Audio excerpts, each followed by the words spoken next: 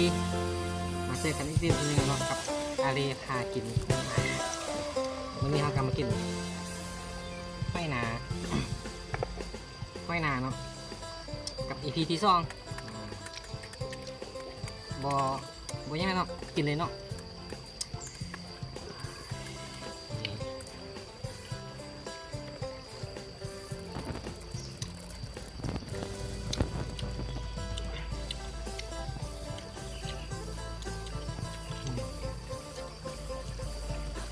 นั่งนี้ยากเจียวกับแซมเนาะคือมื้อนี้ห้อยหน้านี่บริเฮ็ดเองเนาะคือสั่งเขาจะมากิน ทำยังไงเลย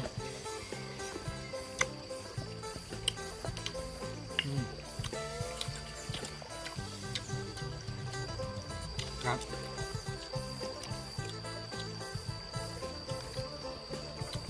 จำกับเจียวส้ม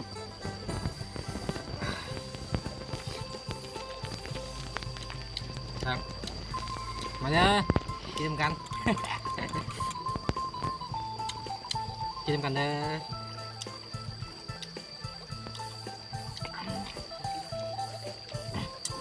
พูดไทยก็อยากกินพูดไทย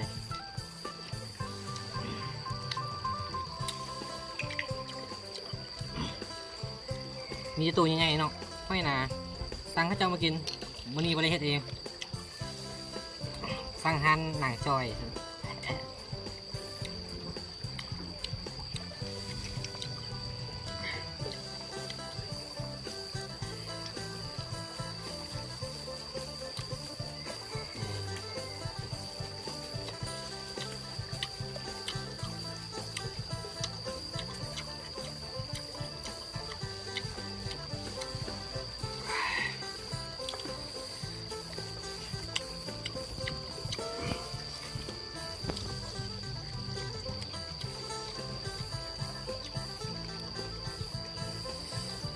ตัวใหญ่ๆเนาะยอดเลยคุยน้ำอีก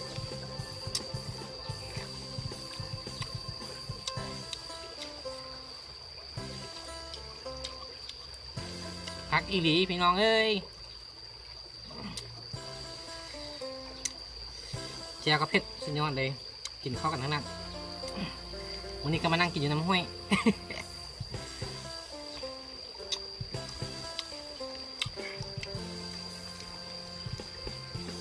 มีตัวใหญ่เนาะ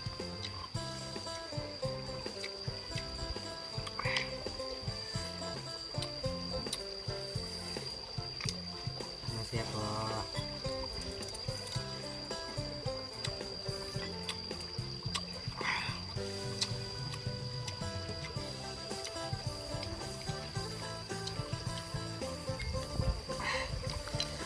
ตะกร้องก็ยากเลย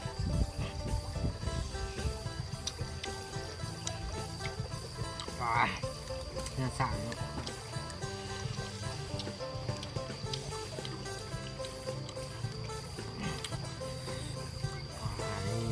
มีขี้บอกกินขี้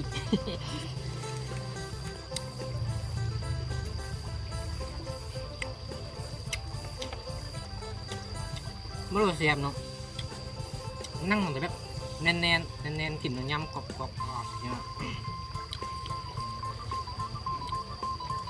กินกับเจียวส้มเจียวซีฟู้ดนี่ใช่ไหมสุดยอดเลยเรากินละลายมั้งเนาะ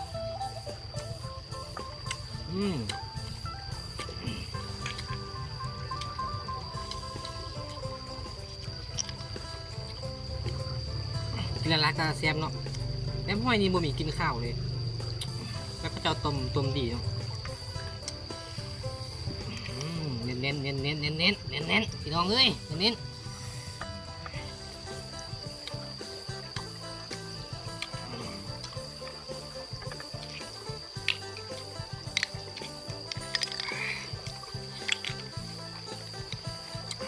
อีรีเนื้อแตกมันก็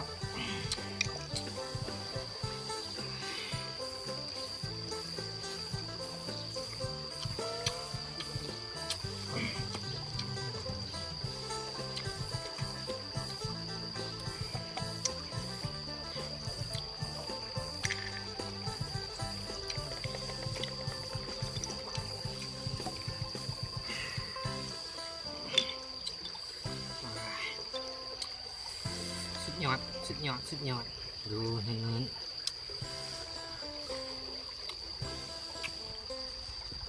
กักอีลีพี่น้องเอ้ยแซ่บอีลีหอยหน้าบานเฮานี่แหละ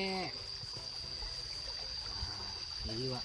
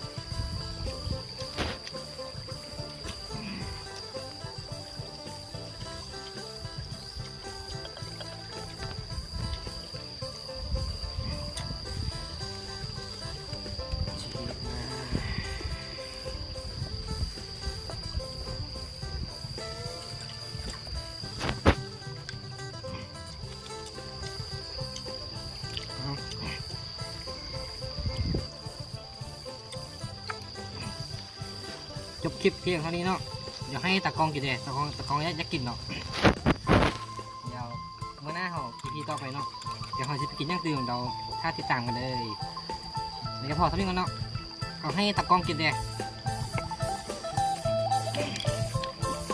บ๊ายบาย